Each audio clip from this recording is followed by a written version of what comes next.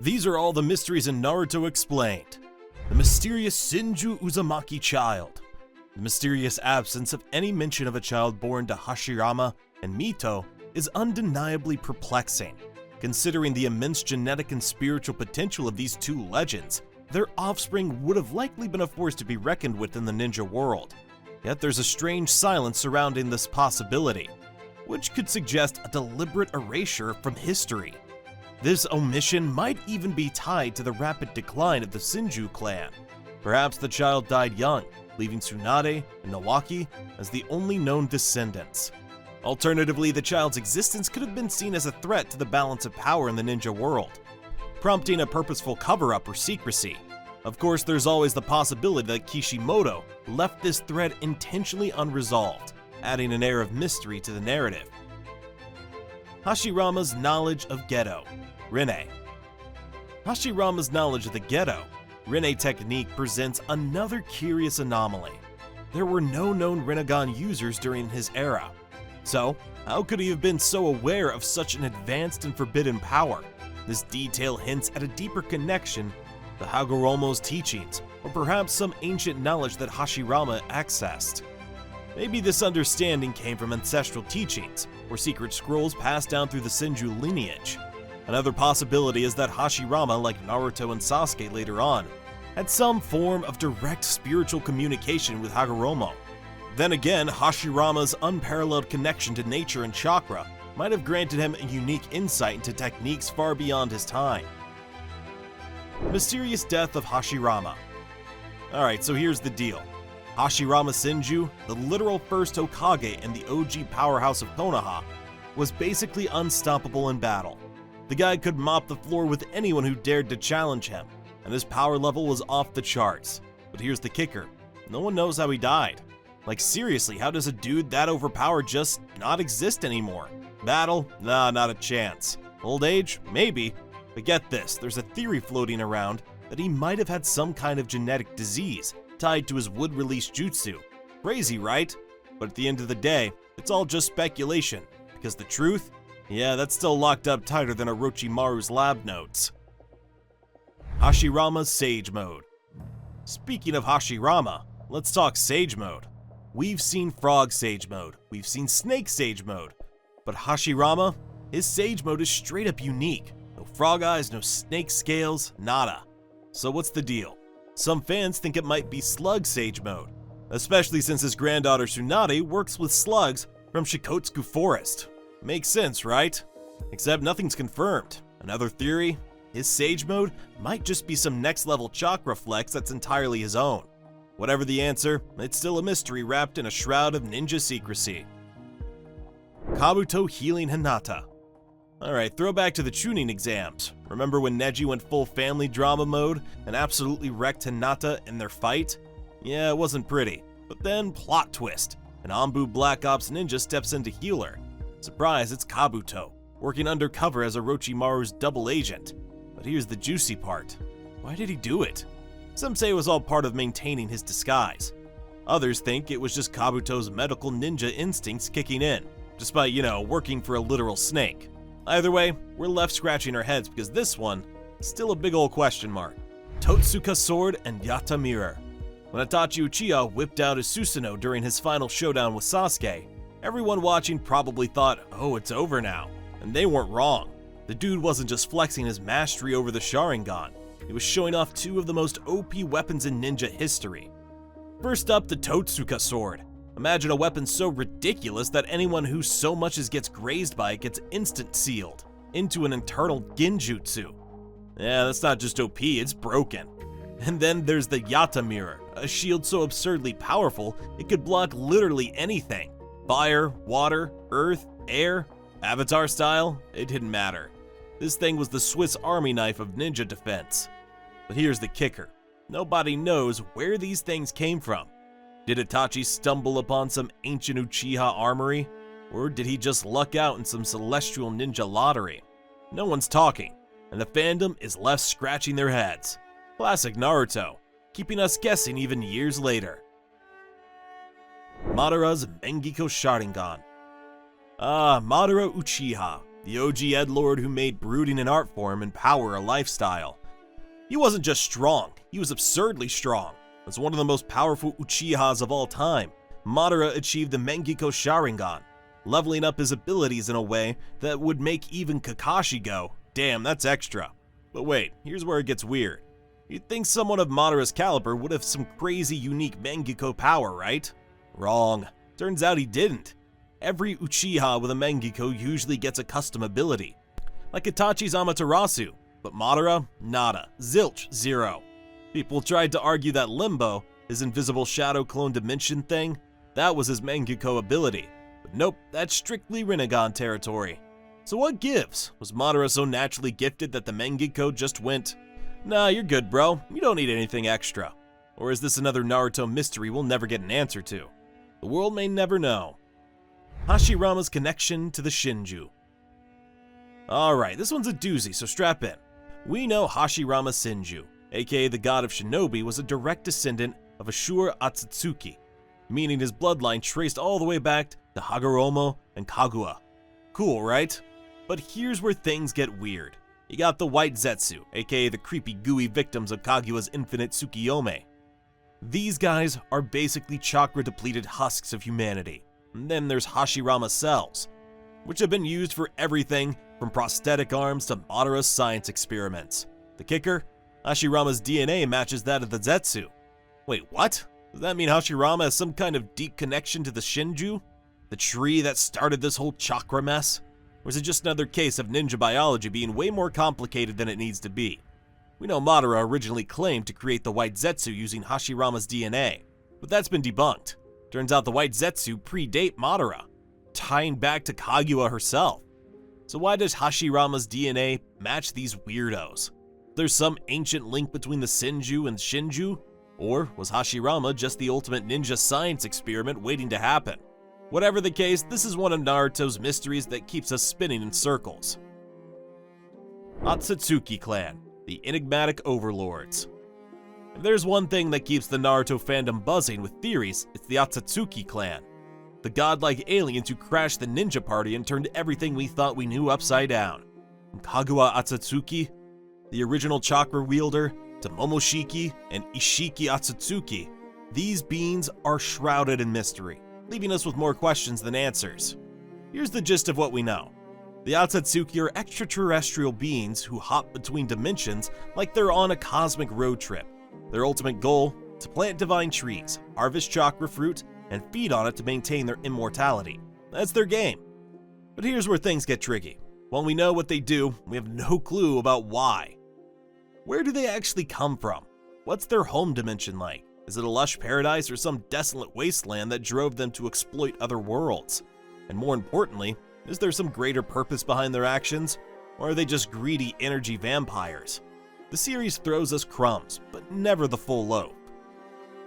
The Divine Tree, origins unknown. The Divine Tree is the centerpiece of the Otsutsuki's power harvesting operation. We know the seeds of the tree somehow ended up on Earth, and Kaguya, being Kaguya, decided to consume the chakra fruit for herself, kickstarting the whole shinobi saga. But where did this seed come from? Was it created by Otsutsuki, or did they stumble upon it in their dimension-hopping escapades? And how did they discover its existence in the first place? These aren't your typical plant a tree, water it, watch it grow types. They clearly had prior knowledge of the tree's powers. So who or what led them to it? It's worth asking if the Divine Tree is unique to Earth or if it's a universal phenomenon. The way the Otsutsuki casually drop these seeds makes it seem like they've been at this game for a long time. Are there other worlds out there with their own chakra trees and Otsutsuki overlords? Itachi and Kimimaro, the original Indra Ashura transmigrants.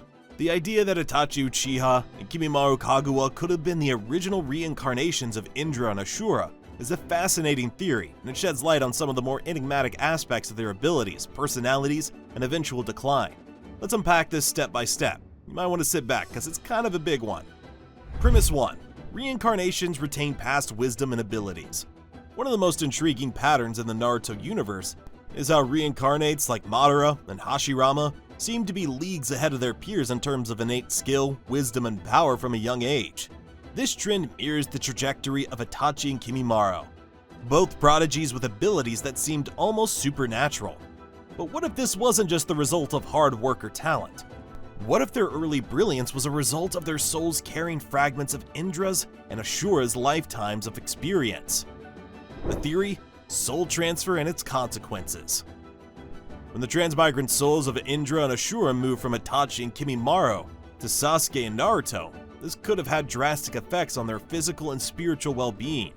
This theory suggests that their unexplained illnesses were caused by the sudden loss of a portion of their soul, leaving their bodies weakened and vulnerable.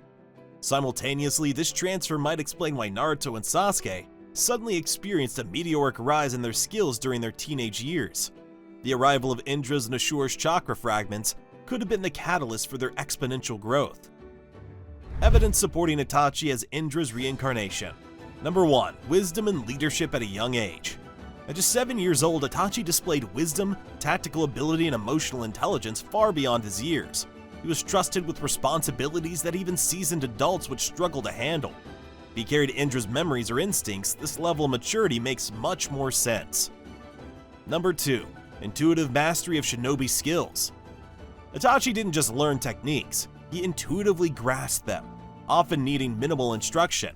His ability to effortlessly excel could be attributed to past life knowledge bleeding into his consciousness. Number 3. Knowledge of legendary items. How did a young Itachi with limited resources locate mythical tools like the Totsuka blade and the Yata mirror when even Orochimaru with all his resources failed? If Indra's soul guided him through instinct or subconscious memories, it would explain this seemingly impossible feat. Number 4. Unmatched chakra reserves. Itachi's stamina and chakra capacity as a child were far beyond the norm. While Sasuke as a child could barely perform a few Chidori, Itachi was casually using Mangekyo techniques like Tsukuyomi and Amaterasu in succession. If he carried Indra's chakra, this could account for his extraordinary reserves. Number 5. Supernatural base skills. Even without the Sharingan, Itachi's raw shinobi abilities were staggering.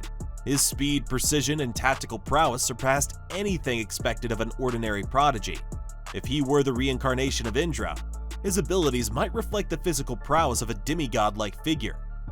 Number 6. Awareness beyond his years. Itachi discovered Obito's existence and deduced his location, something entire nations failed to do over decades. This level of insight and awareness aligns with the genius of Indra's original incarnation. Number 7. Self-awareness of his true nature. Itachi's statement to Fugaku about being more than just an Uchiha hints that he felt constrained by his clan's expectations. If he subconsciously understood his connection to Indra, this might explain his dissatisfaction with being limited to an Uchiha identity. Kimimaro. Number 1. Orochimaru's interest in Kimimaro. Orochimaru's fixation on Kimimaro after losing the opportunity to possess Itachi's body is a critical point in understanding his deeper motivations.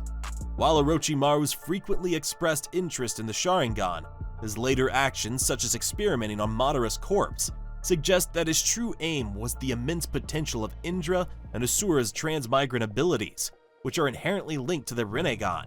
His pursuit of the ultimate ninjutsu knowledge aligns with this theory, making Kimimaro and Itachi prime targets due to their connection to this legacy. Number 2. The power of transmigrants over Sharingan. Orochimaru's broader interest in the transmigrants rather than just the Sharingan is evident when considered that he created a Sharingan user, Shin, but never fixated on normal Uchiha like he did with Sasuke, Itachi, and Kimimaro. The Sharingan's capabilities alone pale in comparison to what the transmigrants offer, especially with their potential connection to unlocking the Rinnegan and mastering all ninjutsu. This explains why Orochimaru initially sought Itachi and then Kimimaro. Both stood out not just for their talents, but their possible ties to these ancient reincarnations.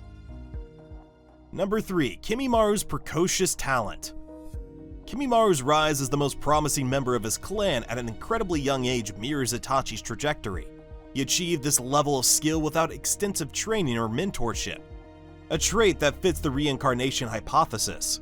The statement that Kimimaru was a special case within his clan is almost identical to how Itachi was viewed among the Uchiha, further strengthening the parallel between the two.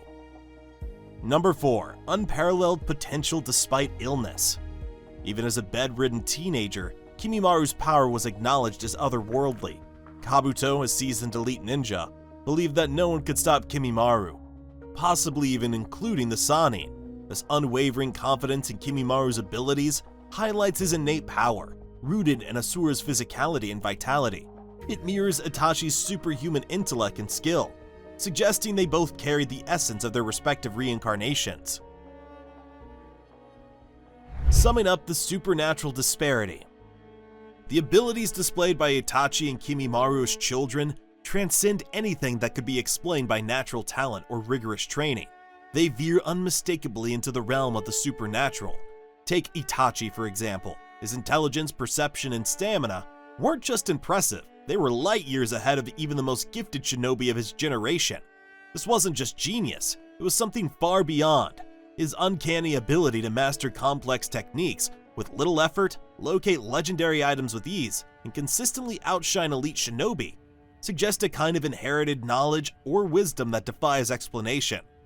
Kimimaru's story mirrors this to an extent. Like Itachi, he was a prodigy, who not only kept pace with but outright surpasses the elites of his clan at a remarkably young age. Even when plagued with debilitating illness, his potential remained unmatched, with his capabilities earning respect that belied his fragile condition.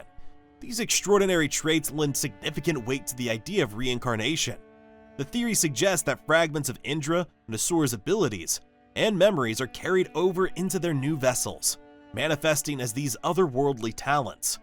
Both Itachi and Kimimaru seem to embody this phenomenon, their abilities standing as living evidence of something far greater than mere talent or hard work. The personalities of the incarnations. The personality traits of Indra and Asura seem to align more naturally with Itachi and Kimimaru in their youth than with Naruto and Sasuke. Starting with Itachi, his self-reliance from an incredibly young age perfectly embodies Indra's defining flaw, the belief in relying solely on one's own power. Itachi's sense of duty and emotional isolation further reflects Indra's characteristics, far more so than Sasuke, who often leaned on external sources of power such as Orochimaru. Even Itachi's actions, like guiding Sasuke and attempting to steer him away from destructive paths, suggest a deeper awareness of Indra's legacy and a conscious effort to correct it. On the other hand, Kimimaru's personality seems like a natural fit for Asura. His unwavering loyalty to Orochimaru and his relentless search for purpose through love and devotion mirror Asura's dependence on meaningful bonds with those he cherished. Kimimaru's selflessness, coupled with his readiness to serve a cause greater than himself, aligns more closely with Asura's spirit than Naruto's earlier, more self-centered desire for recognition and acknowledgement. When viewed through this lens, Itachi and Kimimaru emerge as true reincarnations of Indra and Asura. Their extraordinary talents as children and tragic illnesses that struck them down at critical junctures, and the sudden rise of Naruto and Sasuke to Kage-level power after their decline all seem interconnected. If this theory holds, it offers a radical interpretation of the transmigrant cycle, and fundamentally reshapes how we understand the role these characters played in the grand narrative of the Naruto universe. The theory that Itachi transferred the essence of Indra to Sasuke through Tsukuyomi is bold but undeniably intriguing. Itachi's repeated use of Tsukuyomi on Sasuke, especially considering that this technique is said to fracture or alter the spirit, gives weight to this idea. Itachi's actions were always deliberate, and his main focus was ensuring Sasuke's strength. If doing so meant sacrificing a part of his own soul or essence to amplify Sasuke's potential, it aligns perfectly with Itachi's self-sacrificing nature.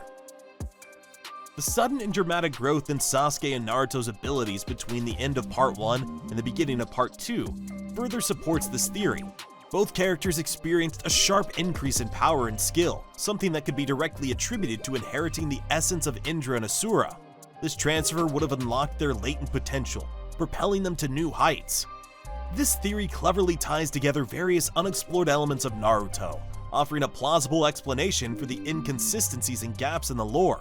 While speculative, it underscores the series' depth and potential for untold stories. What do you think? Is this theory just a coincidence of narrative gaps, or does it reveal a hidden layer of the story? Let us know in the comments down below.